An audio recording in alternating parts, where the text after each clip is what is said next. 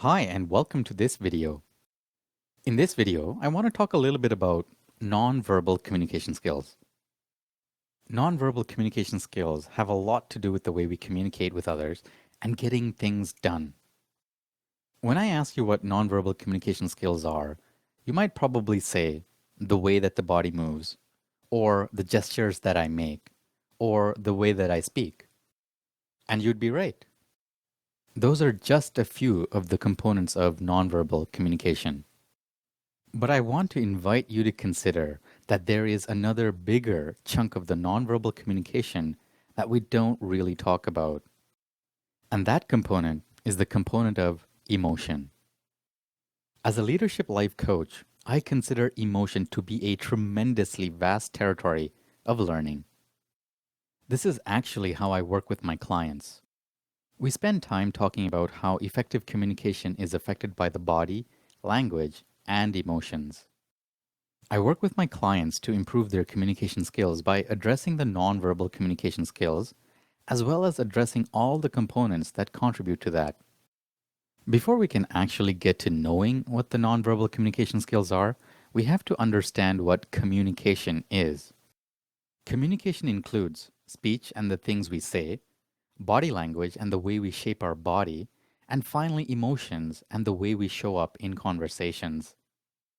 From just this three-step model about communication, you can see that nonverbal communication is a significant component of the overall communication and conversations we have in life. These three components make up the BEL model. Every component of the BEL model, body, emotions, and language, all interact with each other and affect each other in turn. So, in effect, your verbal communication skills are affected by the nonverbal components of emotion and physical stance or disposition. Likewise, the nonverbal components influence each other and are, in turn, influenced by language.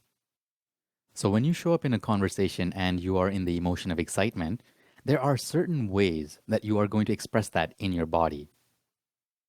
Your listener, whether or not they know you well, can pick up on the cues of your excitement. They do this by listening to what shows up in your words, what shows up in the way you speak those words, and finally can intuit that you are in the emotion of excitement. These are all of the subtle cues that go into nonverbal communication. So, one way to actually improve your overall communication skills is to understand the three components of communication.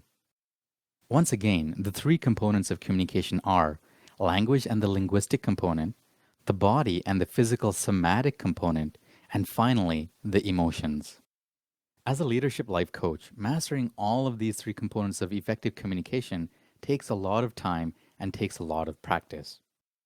That's why when I work with my clients, we take things one piece at a time.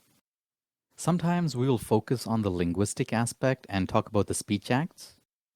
And sometimes we will talk about practicing the physical dispositions that may allow you to show up in a different way to another human being. Or, at other times, we'll work on the emotion component and seek to understand what emotion would work best in certain conversations. I hope this video has been helpful, and if you have more questions, I invite you to check out my self-paced, self-study course that I've created to help you improve your communication skills. The course is called 3 Steps to Improve Your Communication Skills. It has 41 lectures and over 5 hours of content. There are videos, downloadable MP3s, PDF transcripts, and a community to support your learning. So take care of yourself, have a beautiful day, and I'll see you soon.